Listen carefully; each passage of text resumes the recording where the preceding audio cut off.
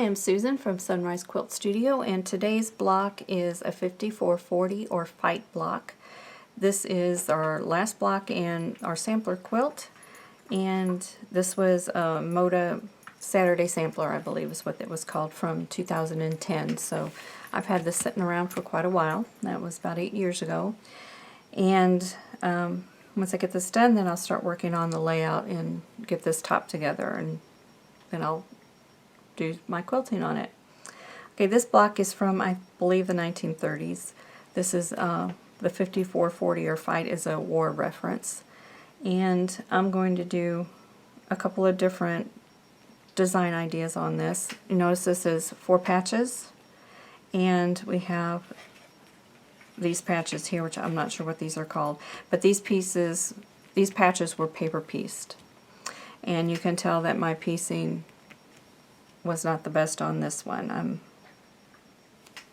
I don't know, paper piecing is just not my thing. So let's start out by, let's just cross hatch our 4 patch pieces. And we're going to stitch in the ditch to get to the center. Stitch over again. We've got that one done. And then come out and do the next.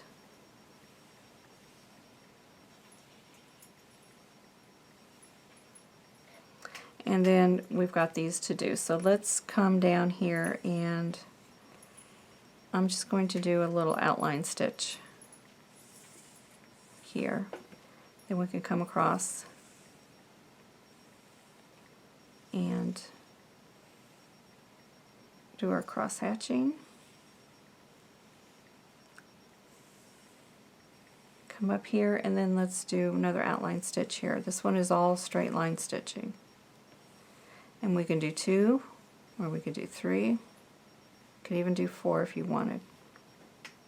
And that's one design idea for this block. Okay, another idea is we can make this real simple and very minimal quilting. Let's do the square and a square. And we could leave it like this, or we could come across and do another square in here. And then for our star points, let's just do a loop. Loops go fast, and they can fill in space depending on how big you make your loop.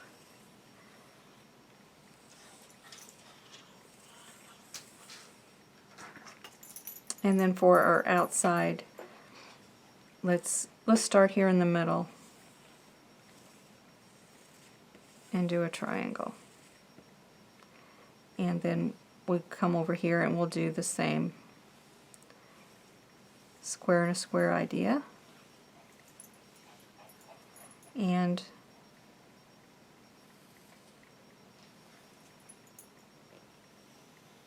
do the triangle. And there we go. There's something fairly simple, and it's quick to do, and yet it fills in your space. Okay, for the center of this one, let's just do some continuous curve.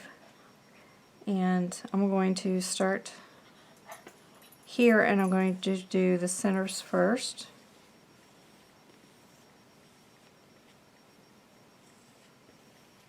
And then do the outside.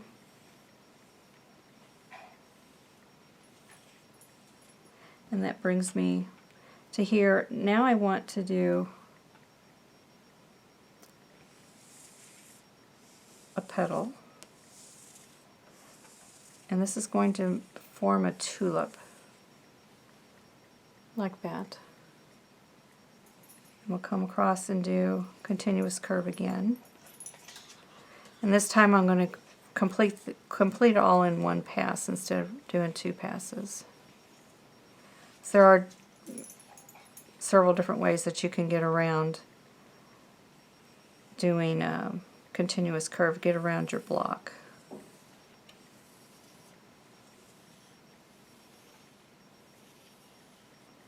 And come around and do the next one.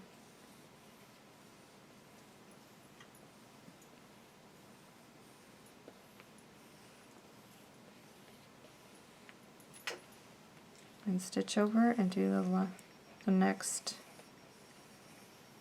tulip.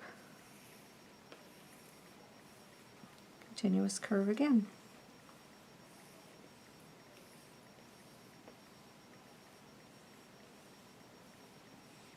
And with continuous curve, it just takes practice to figure out how to do it all without having to stop and start.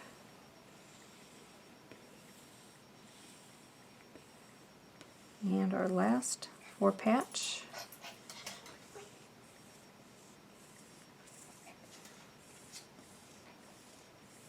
And there we go. Okay, for this next design, let's just do the petal, going seam to seam.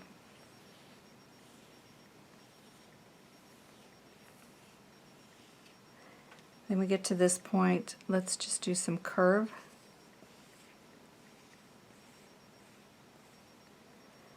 Then for here, let's stitch over to the center, and I'm just eyeballing this, and I'm going to do a diamond,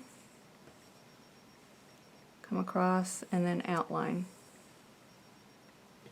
Then I'm going to find my ditch and come over to this one. And if you can get your brain to flip, and you could do, just repeat this one starting from this end. My mind does not flip well, so we're going to go down to the bottom. And then we'll come up here. And what I want to do is to get to the center, so I'm going to stitch in the ditch to here. And then I'm going to do this.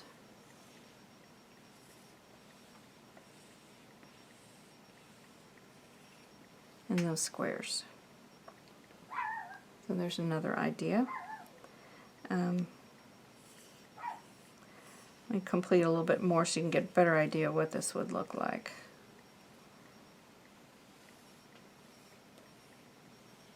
And this is, I'm eyeballing all of this that's not been measured.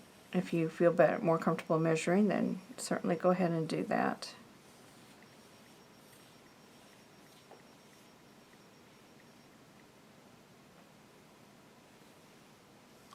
And if you're concerned about how many times you can go over your stitching, my rule of thumb for myself is 3 times is the max. I prefer no more than 2, but sometimes having to stitch in the ditch a couple of times, up to 3 will work. Okay, for our next design, and our last design here, I'm going to start in the center and do the square and square again. And then for these star points, I'm just going to do the outline. And what I want to do here in these triangles is I'm going to come up and then down, and then I'm going to make a diamond shape or a kite shape, and then down again. And if you'd like, you could stitch that across, or you could leave it the way it is, or if you want, you could also do double that up there. And then for the outside, I'm also going to do the square and the square. Do that on all of them. And I'm not putting in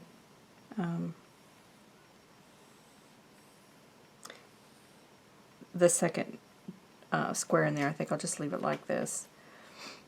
And then, so we'll have this look. And if you want to mark your, there's another way to do this. If you want to mark your center here, so if I had a ruler, I would follow it down and decide, oh, I want to go up here to start my diamond. I'm going to go down a little bit more.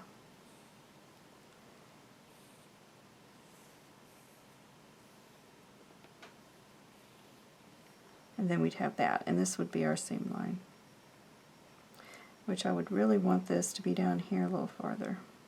So we would go like this.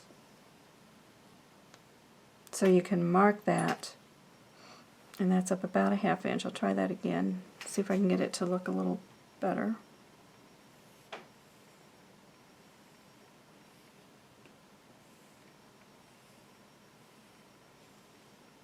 There we go. Something like that. That gives it more of a kind of a southwest look. So that's just a little something a little bit different that you can try. So I hope you came up with a couple of ideas that you could take from this, tweak them to make them your own, and I hope this was helpful. Thanks for watching. For more quilting ideas, click on the video links. And to keep up with my newest projects, click on the subscribe button. I hope to see you again soon.